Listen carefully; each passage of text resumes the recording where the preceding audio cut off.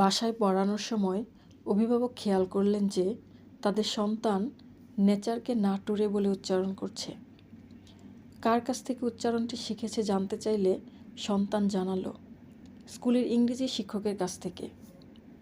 ইংরেজি শিক্ষকের কাছে যেয়ে অভিভাবক বিষয়টি নিয়ে জানতে চাইলেন। তিনি দুঃখ ভারাক্রান্ত কণ্ঠে জানালেন, চিন্তার কোনো কারণ নাই, ছাত্ররা একটু মাটুরে হলেই সমস্যার সমাধান হয়ে যাবে। বিষম খেয়ে অভিভাবক প্রধান শিক্ষকের কাছে নালিশ করলেন, কী ধরনের বিদ্যাপীঠ এটা স্যার? ছাত্র বলে নাটুরে, শিক্ষক বলে মাটুরে। শুনে প্রধান শিক্ষক উদাস হয়ে বললেন, সবাই শুধু বড় বড় কথা বলে, একজনও ভালো লেকটুরে দিতে পারে না। ক্ষিপ্ত অভিভাবক এবার উত্তেজিত হয়ে দেখা করলেন স্কুলের গভর্নিং বডির সভাপতির সঙ্গে।